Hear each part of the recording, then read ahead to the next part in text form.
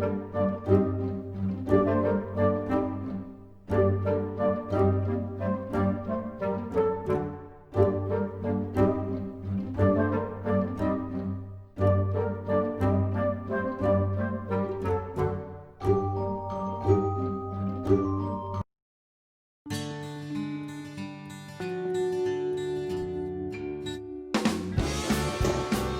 everyone, my name is Adam Zorn and I'm the program manager here at the University of Mount Union's Huston-Brumbaugh Nature Center. If you're watching this video, that means you probably got your hands on one of the Nature Center's bat house kits. We have kits available, and you should have that in front of you, or at least be prepared to have that in front of you when you're watching this video, so that you can identify all of the pieces and parts.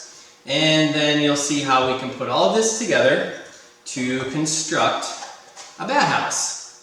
So this is what the finished product is going to look like. It's not a humongous bat house. It's pretty small. It's meant for maybe one or two bats, just a couple of bats, to use as a temporary roost. Big bat houses and buildings, and like the barn at the Nature Center, those are excellent locations for bats to create what are known as maternal colonies. Those are big congregations of bats where the females all gather together. That's where they have their young, and the number of bats that start there in the spring basically doubles if each of those females has one baby. And so they need a lot of space. But a smaller bat house like this will accommodate either a bachelor, a male who is not associating with the maternity colony, or later in the summer, those maternity colonies oftentimes break up a little bit and they start to go their separate ways, and bats will need multiple places to roost during the day. So commonly, bats will randomly choose things like loose pieces of bark on trees. They may go inside of hollow trees or behind your shutters on your house. They'll get underneath loose shingles on the roof of your home. Some people do experience bats actually entering their home, either an attic or sometimes accidentally into a living space. Chimneys are another place where bats are found around or in homes periodically. So a small bat house like this will accommodate a bat or two, or maybe three, who will use a roost for a few days, and then they'll move to another, and then maybe cycle back to this location. So this is a great project, it's a fun project, and it's an excellent project to do with your family, and it's a good service to provide to our insect-eating bats here in Ohio. So, what are you going to need? Well, you're going to need the kit that's provided. That's going to be the wood that you need, as well as the nails and the eye screw that are all provided in the kit. You will need to provide your own hammer, and you'll need a screwdriver or a really big sturdy nail or a dowel rod, something that will fit through the opening of the eye screw when we get to that point. That'll create some extra leverage. It'll make it easier to turn the eye screw into the wood when we get to that part. Okay. As far as hammers go, normal 16-ounce hammers work great. I have my daughter here. She's going to help me with this project today because, as I mentioned, it's a great family project. You can allow your kids to be involved in this. And so she's going to use a 10-ounce hammer. It's a little bit lighter and easier for her to handle. Okay? So we're going to get started. What are the pieces that we have? Well, you're going to see in your kit, the largest piece has some window screen stapled to it already. The window screen is what's going to allow the bats, when they're inside of the bat box, to cling to the interior of the box with their small toenails. So that is the back of the box. And then you have a couple of furring strips. Two of them are the same size. They're long. And then you have a short one. The short one is the same width as the bat box. Okay, so it'll line up nice and neat, and it'll go across the top of the bat box. Okay, and then the two longer furring strips are going to sit along the edges, the left and the right edge of your furring strip. So if you get them lined up nice and neat, it'll look like that. So you've got the top up here, and then you've got your sides. Okay? And these are basically spacers, so that there is a space available here for the bats. Once they land on the platform here, then they can climb up the screen and inside of the bat house. So the spacers are there to create this empty void in the center of the bat box. Okay? Now you have some more pieces of plywood. The largest piece, which is square, goes towards the top of the bat box. Okay? And you then have two other rectangular pieces. The one that's a little bit larger, rectangle, a little bit taller, that is going to fit on the front, on the bottom of the front of your bat box.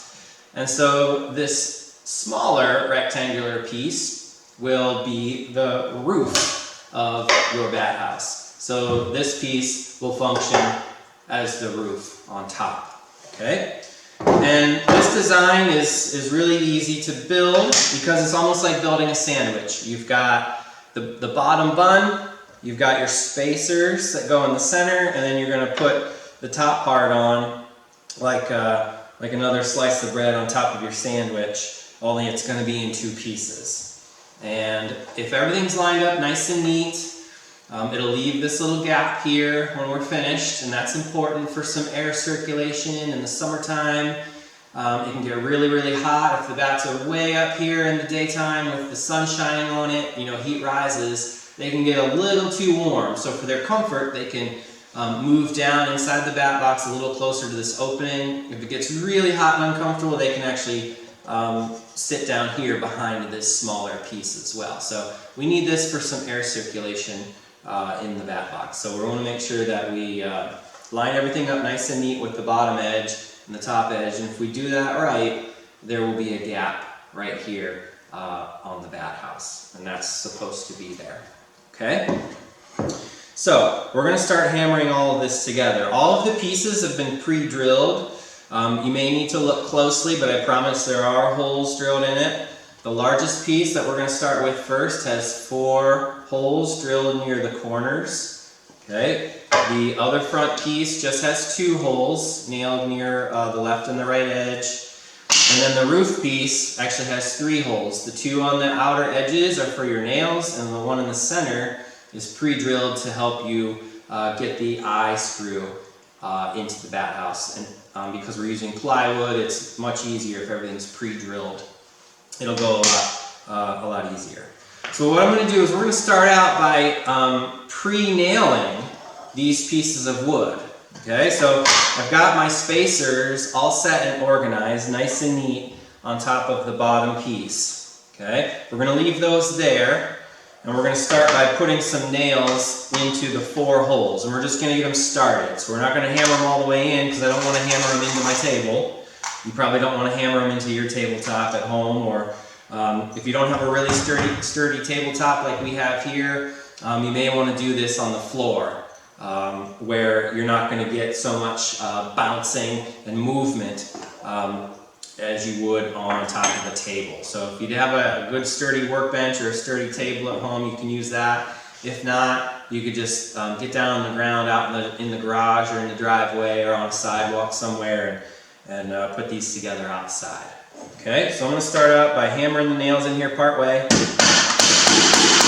There's 1, 2, 3, 4. Alright, so I just got them tacked into place. I can shake it upside down. The nails aren't going to fall out of those holes. So now I'm going to line everything up nice and neat. Make sure it's nice and neat along the edges, and it's also nice and neat across this top. And I'm going to give each nail a couple of smacks to get them started. And then we're going to turn it over to Haley, and I'm going to hold the wood, and she's going to finish driving those nails in the rest of the way. And I'll be here to help her if she needs some help.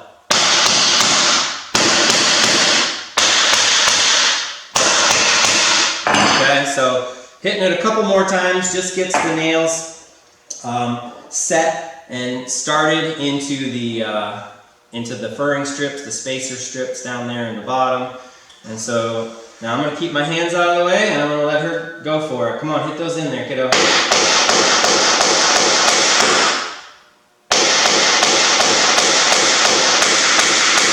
Good, keep going.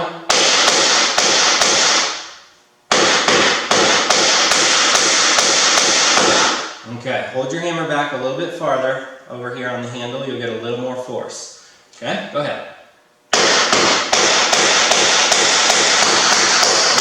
All right, stop. And this is common. Kids will oftentimes need some time to do this, okay? And they might start to bend a nail. So if that happens, just straighten the nail out. Give it a few more hits and let them go for it.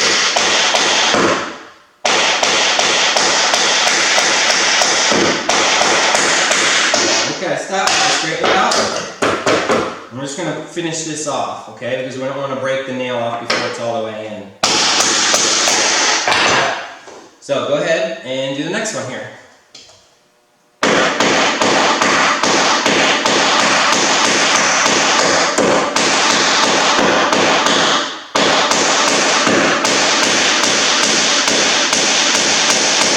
Good job. Keep going. Get it started.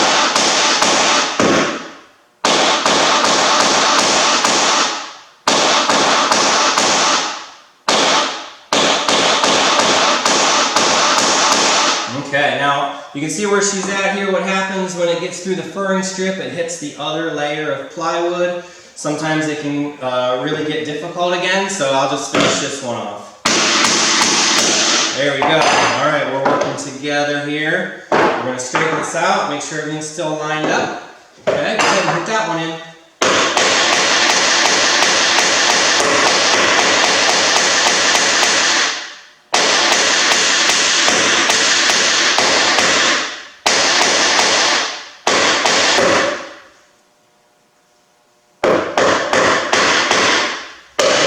Straighten your grip, move your hands back a little bit. You can use both hands, just move them back. You get better force that way. Good. Good.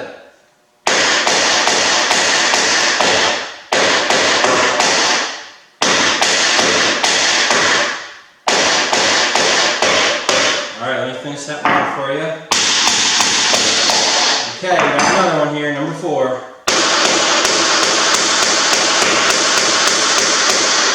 Good, keep going. Yep, you don't need to put your face so close to it, okay? Just stand up nice and tall.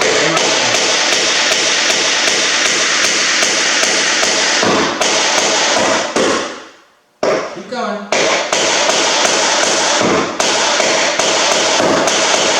Good. Alright, let me finish it off.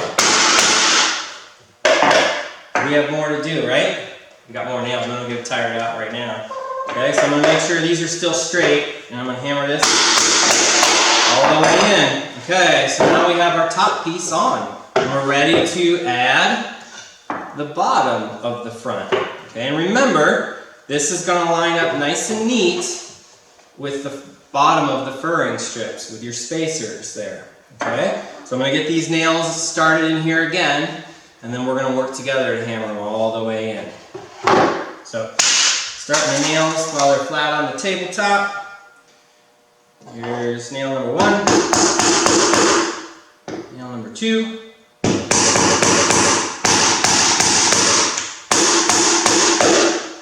Now, I have included a couple of extra nails in each of the kits, so that in case you do bend one or break one, there's an extra nail in there. Okay, because it will happen, it happens.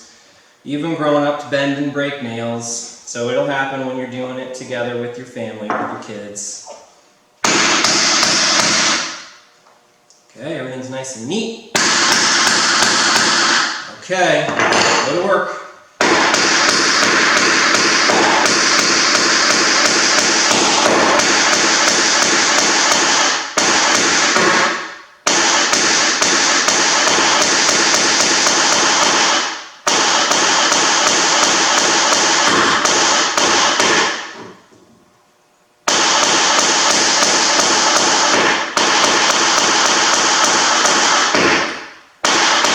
job. You finished that one off on your own that time. Nice.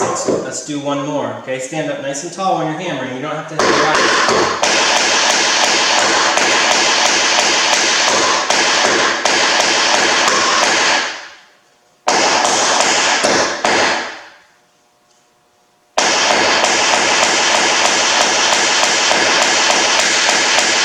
Woo! All right, let me help you out there. This one's a little more resistant. Let me straighten it up. Okay, some more.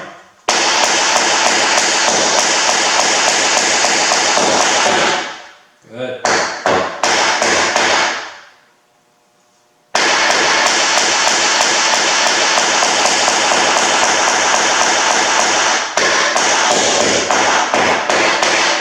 All right, let me finish it off before we break the top. That was a hard one. There was something in there. Oh, I see there's a knot right in there. It's hard hammering through knots, so that's why it was a little harder on that one. But you did good. You're doing really good. So we've got 6 nails in already, and now we'll be ready to put the top piece on. Okay, so again, there's 2 pre-drilled holes near the edges of the bat box. Don't put a nail in the one in the center, okay?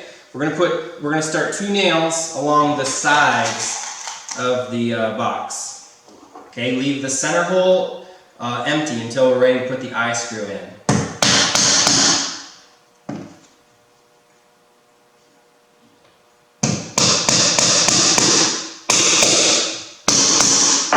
Okay, so this is where it gets a little tricky, right? Because you're going to have to hold it up on its end. Now let me get these started for you.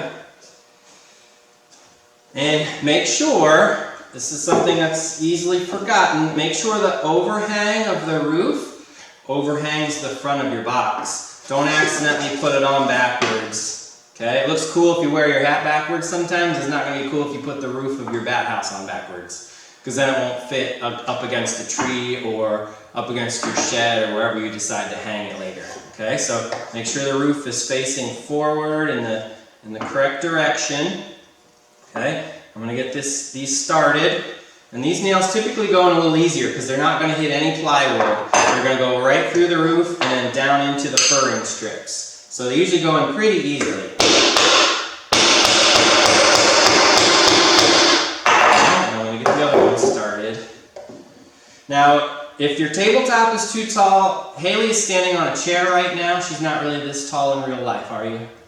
No, that's all right. But it puts her at the same height as I am to work on this table. When she gets started, she has trouble trying to hammer these in. Even I have difficulty because you've got to really lift your elbow to get off. You can actually set this on the ground, on a smaller surface. So we'll see how it goes and if we need to do that or not.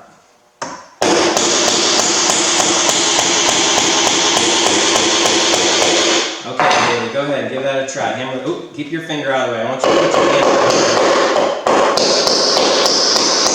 Oh, hold on. We got a nail bent. That's okay. We're going to straighten that out. Hammer it in a little more.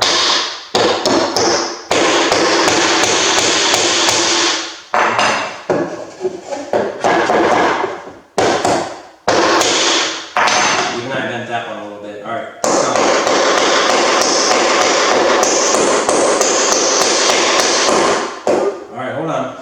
This one's hard. We must have hit another knot in there somewhere. Usually they don't take that much force.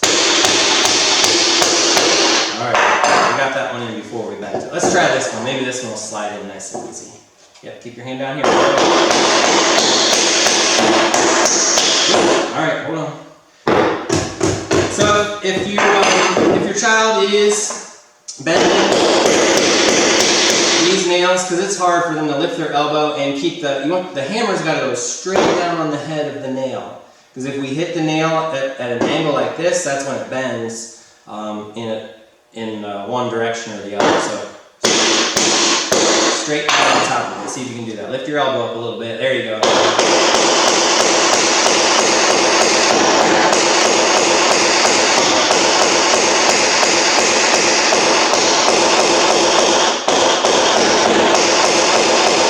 Good.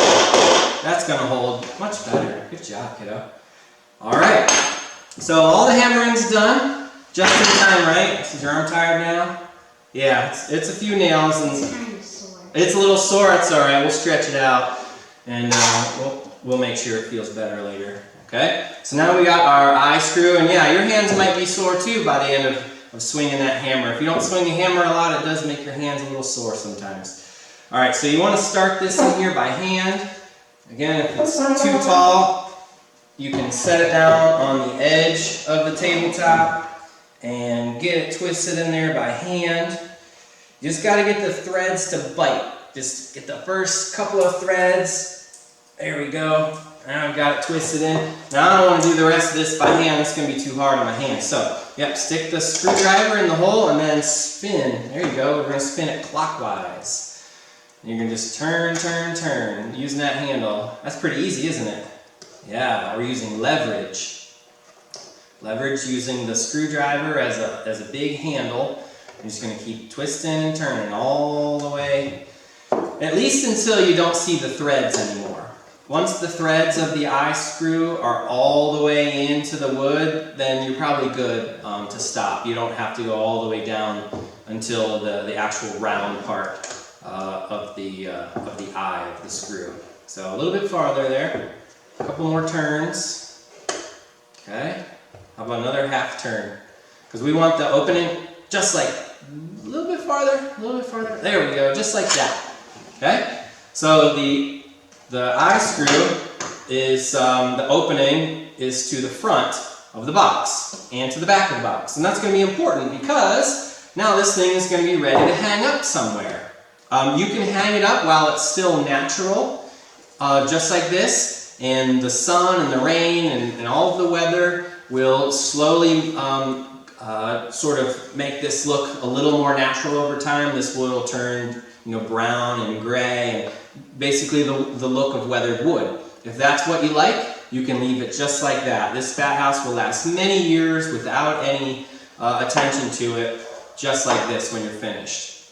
If you do want to paint it, I know a lot of people love to paint their projects, and it can help it last a little bit longer. You can paint these. If you paint it, I suggest painting it a dark color, like a dark brown, a dark tan, black is a great color. Those colors absorb energy from the sun and they allow the box to heat up. Okay, so painting it white or yellow or some other bright color will actually oftentimes reflect the sun's energy. And the whole point of having this is to absorb some heat and create a nice warm environment for the bats to roost in during the day.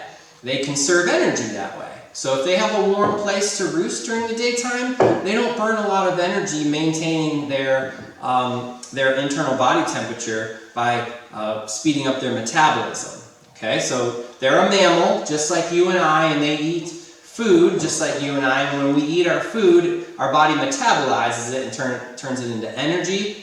And some of that energy is to maintain a stable body temperature for us. But bats actually try to utilize the environment to help them maintain their body temperature with the least amount of energy required. And that's why a warm place to sleep during the day will allow them to slow their metabolism during the day and conserve some energy so that they've got lots of energy to go out at sunset and catch and eat insects all during the night. They eat moths, they eat beetles, they eat mosquitoes, they eat all sorts of flying insects here in Ohio. We have 10 species of bats that are found regularly in Ohio, and they're all insect eaters. We don't have fruit bats, we don't have bats that pollinate flowers here in Ohio. They eat insects. If you're interested in learning about the different species of bats that live here in Ohio, this is a great free resource from our Department of Natural Resources, Division of Wildlife. This is the field guides to mammals of Ohio. You can find print copies in different places, but this is actually free to download or view online through the Division of Wildlife's website. And all 10 species that are regularly found in Ohio are sort of in the middle of this guide.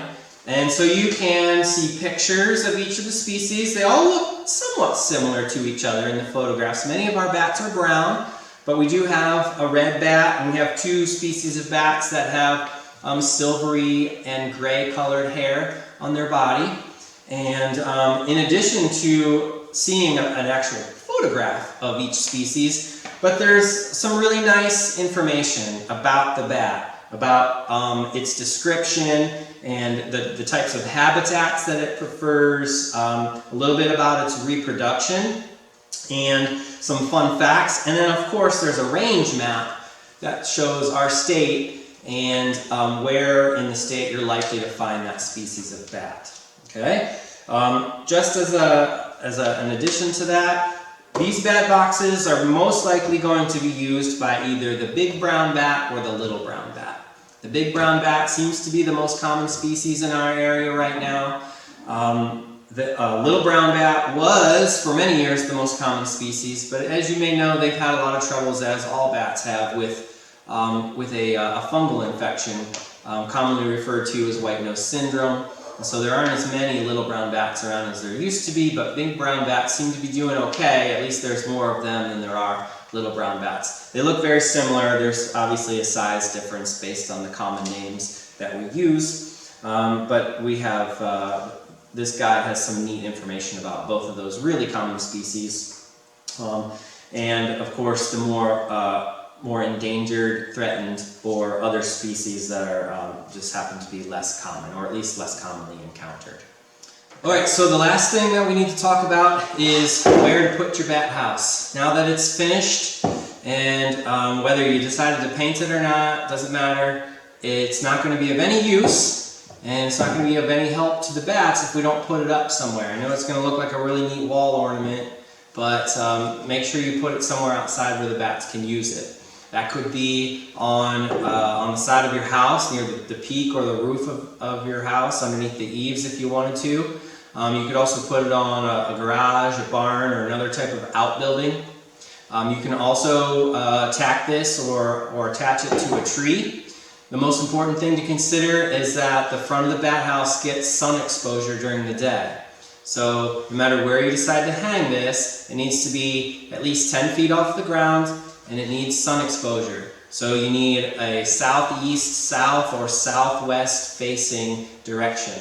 All of those directions, some sort of southerly direction, will get sunlight shining on this bat house. It'll keep it sufficiently warm, and that will make it more attractive to the bats, and they'll actually want to use it. There's really no maintenance with this once you put it up. If you do attach it to a tree, you may have to every few years make sure that the tree is not growing and being inhibited by the bat house being attached to the tree. If you do use a tree, use a long aluminum nail, and don't hammer it all the way in. Just put the nail in just far enough through the eye screws so that as the tree grows, the bat house can actually slowly move out the length of the nail as the tree grows in size or diameter.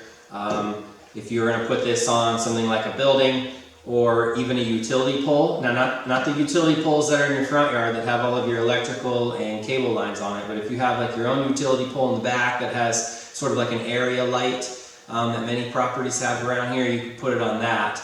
And then you could use, you know, a hook or a big nail or anything that you wanted to attach it up there. Alright, so the best way to know if the bats are using this, you can watch it in the evening to see if you see any bats exiting this, or you can oftentimes look underneath the bat house and you may see little bat droppings on the grass or whatever other surface is underneath your bat house, and that'll help give you a clue as to if the bats have been in there or if they are in there, so that you know if they have been using your new bat house. If you have questions about this bat house, or if you have any other questions about bats, or even any questions about local wildlife here in our area, please feel free to contact the Nature Center. We are always here and available to answer questions and to provide assistance if at all possible. So please reach out to us if you need any assistance or have any questions about your new bat house. Haley, did you think this was a pretty cool project? Do you think all the families out there will be able to do this too? Yeah, I think so too. So, have a great time. I enjoyed making my bat house with Haley today, and I hope you enjoyed making yours as well. All right, take care everyone. Bye-bye.